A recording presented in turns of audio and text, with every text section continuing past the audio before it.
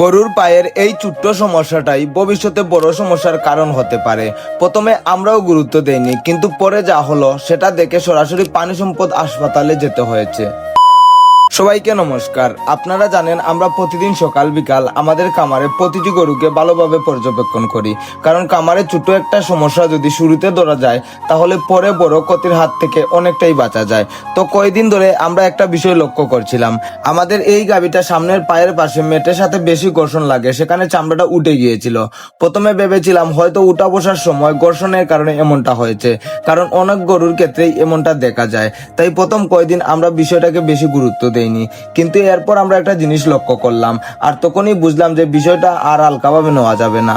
আমরা যখন ওই জায়গায় হাত দিয়ে দেখছিলাম তখন গাভীটা ব্যথা অনুভব করে এবং সঙ্গে সঙ্গে লাথি মারার চেষ্টা করছিল। তখনই বুঝলাম শুধু চামড়াও উঠেনি, জায়গাটার ব্যথাও করছে। তাই আমি আর কোনো রিস্ক নেইনি, সরাসরি আমাদের সরকারি প্রাণী সম্পদ হাসপাতালে চলে যাই। সেখানে গিয়ে আমাদের সার্জন স্যারকে ভিডিও দেখাই। তারপর উনি গাভীর সম্বন্ধে কিছু জানতে চান, এসব বিষয়ে আমাকে কিছু প্রশ্ন করেন। সবকিছু শোনার পর উনি একটি প্রেসক্রিপশন লিখে দেন এবং বলেন যে এটা আপাতত ক্ষত এবং পদায়ের কারণে ব্যথা করছে। তিনি জিঙ্ক আর সিবেট খাওয়ানোর পরামর্শ দেন। আর আমি যেহেতু হাসপাতালে গিয়েছিলাম তাই সুযোগে আরেকটা সমস্যার কথাও বললাম।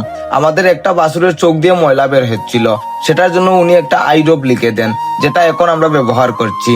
সত্যি বলতে খামার করতে গেলে প্রতিদিনই নতুন নতুন সমস্যার মুখোমুখি হতে হয়, আর সব সমস্যার সমাধান যে আমরা জানবো এমনটা কিন্তু নয়। তাই আমি সবসময় চেষ্টা করি কোনো সমস্যা বুঝতে না পারলে আন্দাজে চিকিৎসা না দিয়ে সরাসরি আমাদের প্রাণী সম্পদ হাসপাতালে গিয়ে সার্জন স্যারের পরামর্শ নিতে, কারণ ভুল চিকিৎসা করলে ছোট সমস্যা থেকে বড় ক্ষতি হয়ে যেতে পারে। তাই আপনাদের কাছেও আমার একটা অনুরোধ, আপনাদের গরুর যদি এমন কোনো অস্বাভাবিক পরিবর্তন চোখে পড়ে তাহলে দেরি না করে সরকারি প্রাণী সম্পদ হাসপাতালে গিয়ে ডাক্তারের পরামর্শ নিবেন।